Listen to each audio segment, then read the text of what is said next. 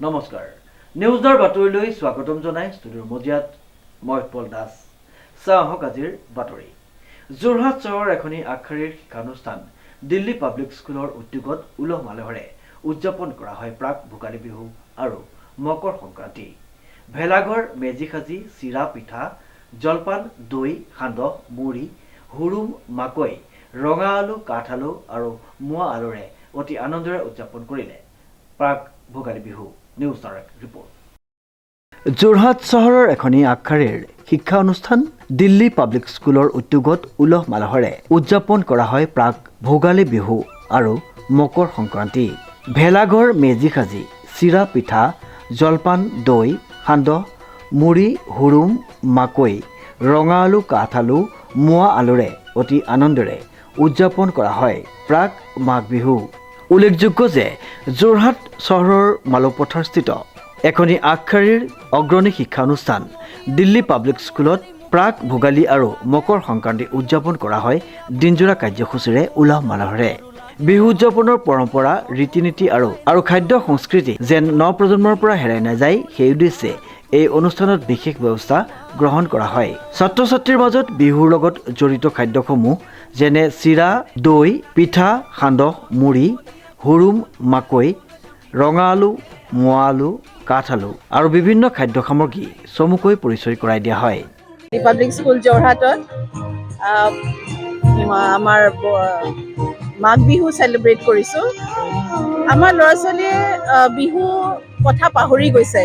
মানে ঘৰে ঘৰে আজিকালি বিহুৰ কথা খুব মানে ভালদৰে নাজানে ল'ৰা ছোৱালীসকলে সেইকাৰণে আমি আমাৰ সংস্কৃতিটো জোৰাই ৰাখিবলৈ কাৰণে আমি আজি এই অনুষ্ঠান পাতিছোঁ য'ত ল'ৰা ছোৱালীয়ে বিভিন্ন ধৰণৰ আলু বিভিন্ন ধৰণৰ মানে আমাৰ মাঘ বিহুত কি আমি খাওঁ কি মানে আমাৰ অৰিজিনেল অসমীয়া কি বস্তু কি খাদ্য হয় সেইখিনি আমি আজি এক্সিবিশ্যন কৰিছোঁ